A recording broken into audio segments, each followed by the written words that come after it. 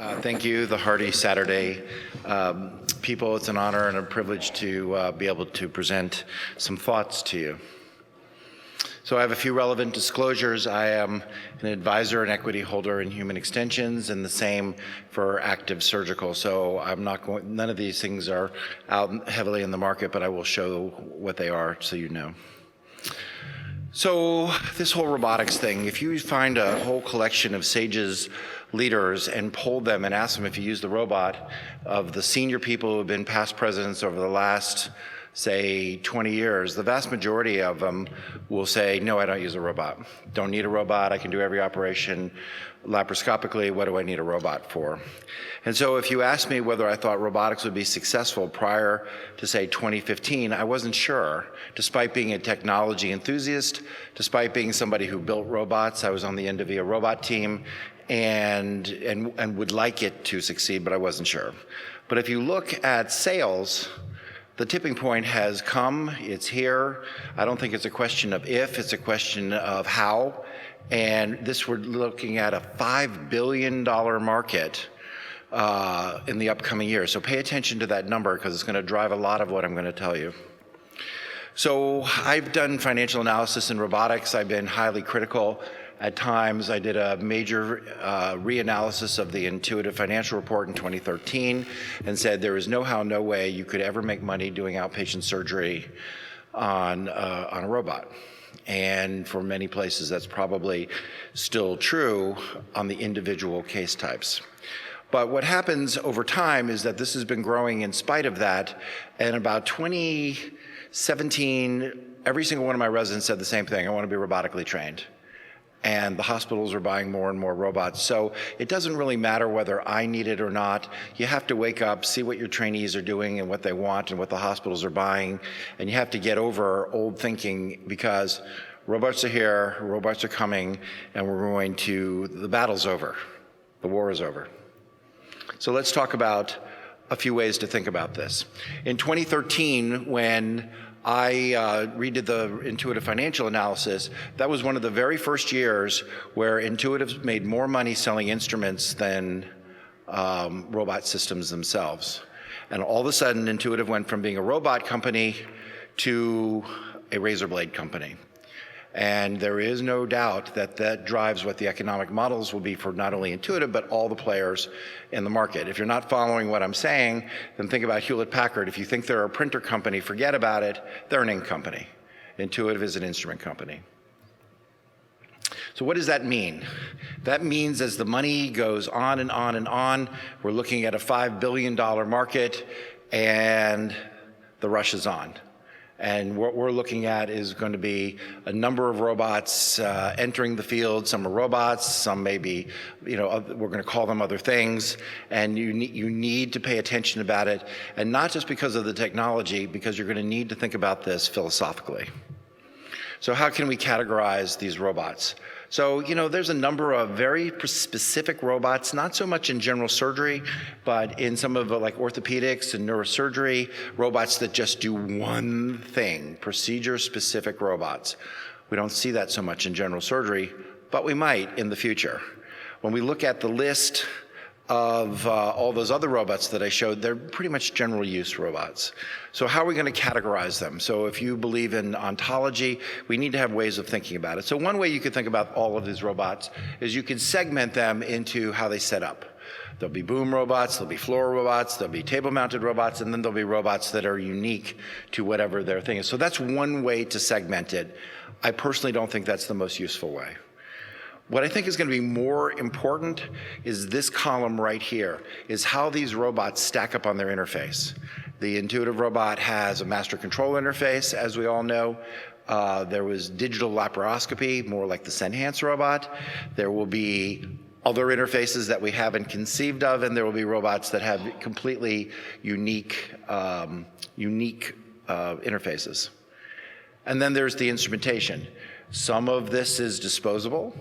Intuitive has 10 uses and you're out for many of them. Some are single use. Senhance has reusable. Some of the other ones are looking at reusable. Everybody wants to create a unique space in the business model. And we'll frame this using this nomenclature. We'll frame and look at the spaces where some of these robots are going to live. So let's talk about the first one. We're going to talk about approved robots first. After Da Vinci, because that's already in an OR near you. We're going to talk about the other entrants to the field. First one will be Robotics, and they're a general use robot in specific spaces. They're FDA approved for transoral and transanal. They have interesting instruments that ride along the camera, and some people have said this is going to be the future of transoral surgery. At the moment, one way to think about this is a robotized camera with mechanical instrumentation. So that's either a plus or a minus depending on how you view it. They have a wide range of tools, which is why I put them in the general use. They have scissors, graspers, cutters. So I look at this as a general use robot for use in specific spaces. Now you can say, if you can go into an orifice, could you go into the abdomen? And I think that's going to be one of the questions that we'll be pondering and looking for papers on in the future, whether that's going to be a possibility. Here's an example of their camera doing a fully robotic Medro TA-TME. So you can see their tools are doing all the same things that everybody else's tools. They grasp, they cut, they burn, and this is their view using the transanal approach for creating the the full thickness cut in the rectum. So if you look at them on the map, on their space, they're a floor-mounted digital laparoscopy interface with instruments that some of which are multi-use and some of which are disposable. So that's what their shape looks like on the grid. Another robot that has come to ORs near you, in fact, ORs near us, that's our team. I'm sitting in the middle is the Senhance robot. It's latest entrance into the field, FDA approved. First case was done in the South. Cases have been done in a few places, including ours in Buffalo, as a site, and it is a floor-mounted robot with a digital laparoscopy interface. We've done hernias, Nissens, and gallbladders with it. What they want to do is you're going to sit in the sled. You don't dive into the interface here. Alan Posner is sitting. It's a 3D thing. They use eye tracking as part of their special sauce. So you lean in, you get a zoom view. You lean out, it comes out. You look left and right. So they have their own special things, as you can see over here. In our practice lab, you can see that you can set it up in a number of places. It looks like it occupies a lot of space, and I think it probably does occupy a little bit more space than the Da Vinci. If you were to map this on the grid, it's a floor-mounted robot doing digital laparoscopy with reusable instruments thus far. I think we'll see some disposable instruments coming through with energy and this and that. Here's a film of, this is Dietmar Stefan, who has been one of the early proponents in Europe. He's sitting in the sled. The instruments look like laparoscopy. He's doing a lap hernia. He's got a electrosurgery device there. And as you can see, if you didn't know it was brand X, you could confuse it for brand Y. And he's doing a hernia repair. He's putting in the mesh. And it looks pretty much just like either a laparoscopic operation. So it's hard to film these things without filming the outside, because all these things kind of look like the same on the inside when you shoot a video. You wouldn't know looking at this is, could be just regular old laparoscopy. You can suture with it. At the moment in the US, there are no articulating instruments. There are articulating instruments available in Europe. I'm sure we'll see them, and we'll see 3mm instruments in the future as well. Coming to an OR near you, maybe not just the Da Vinci, but the Da Vinci SP. It's a single port offering. It's got a lot of technology. If you look at the arms, very similar to the old Endovia technology. There's already a fair amount of use in prostate. There's going to be use in transanal, perhaps transoral. Some of it will be limited by the length that you can go up. The holy grail of endoluminal surgery will be how far can you get into the stomach and do gastric surgery. A number of companies are working on it. They can't get there, and neither can Robotics at the moment. Where do you put this? It's boom mounted, it's master controller, its instruments are both disposable and multi-use. Here's an interesting entrance into the field. Now we're going to talk about robots that have not been approved in the US. This is Cambridge Medical Robotics Vercius robot. Very colorful pictures. I'm in a laboratory, and one of the things that I want you to take note is I'm standing up. So we've got the sitting where you're enclosed, we've got the sitting in the sled. Here you can stand, you can also sit for that matter. So if you're one of those people that likes your standing desk, you can have standing console-based robotics as well. I've been told that the CE mark is imminent, so we'll see cases coming out of Europe in the near future. It's master controller technology. And one of the things that we'll talk about is, will the interface matter? And I'm here to tell you that as these new entrants come to the field, the interface will matter, and I'll talk about that at the end. How does it stack up? It's a floor-mounted master controller device with reusable and probably disposable instruments coming towards you. Now here's some other entrants that people have talked about. Let's see if I can make the video play. This is Titan Sport. A lot of talk about Titan. It came, it almost didn't come. It's a single port robot. It's sit down. It looks a little bit like master controller technology. People thought that Titan is dead. Titan is not dead, and that they will be seeking US FDA approval again later on in 2019. And so you may see the sport model coming to an OR near you. Now, also on the list of unapproved, but hopefully anticipated, is where's the Verb robot, and like where's the picture? So a lot of these companies are extremely tight-lipped. When you get to see under the hood, you don't sign an NDA, you sign a secrecy agreement with Verb. And so they have their own unique approach that they'll roll out when they're ready.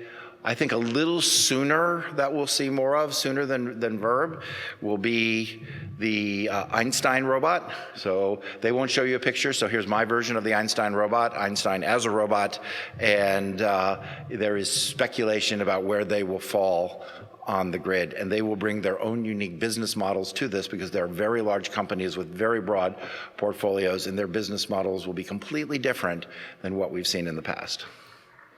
Smart tools, our own human extensions. If you can't afford a full robot, you can just stick one in your hand. It can do much of what these other things do and may be an alternative for places that can't afford a second, third, or fourth robot. There's probably a space. We don't call it a robot, but you can see it has many of the features that are similar. Here's Amir Zold doing a case. This is really a one-handed robot at the moment. It's a lot of workload to try to use two of these at the same time. So I think what you're going to see is people using this mostly in one hand. Where it falls out, there's no setup, it's a unique interface, and there will be both disposable and reusable. And it's available in the US. Let's see. Now, there's some other fun robots that you may or may not have heard of. This is the Revo 1 robot out of Korea. There are some cases being done. Don't hold your breath. But here's a case. Looks a lot like a lot of the other robots. It's master controller technology. It's got a hook. Looks pretty similar to other robots we've seen in the field. When I talk to my friends in Korea, that's not getting as much play as you would like to believe. But Revo 1 is out there and being used clinically in other countries. In Germany, there's the DLR Robot. I think that's even a longer time horizon. So these are the robots approved in the US. You know, there's a couple to choose from already. You're gonna have to start thinking about this. But what are we gonna think about? If robot A, you're privileged on, can you go up and use robot B? Nobody knows. How would the medical staff decide? Nobody knows. Is there data? Not much. And the question is, what data do we need to drive credentialing for the future? So if you need 20 cases in 2 years, which is pretty much standard intuitive credentialing in many hospitals, it may vary in your hospital, is it going to become a smorgasbord? Is it A plus B plus C? Who's going to decide, and what will the learning curves look like? And my last slide is, if you wait just a little bit longer for a robot coming to near you, I believe that there will be autonomous robots that can do many of these jobs for us. This is the insert is machine vision, showing what the machine sees and trying to drive an anastomosis. So I think there will be even more fun things coming to an OR near you. So finally, in the next 5 years, things are going to be interesting. Thank you. Sorry.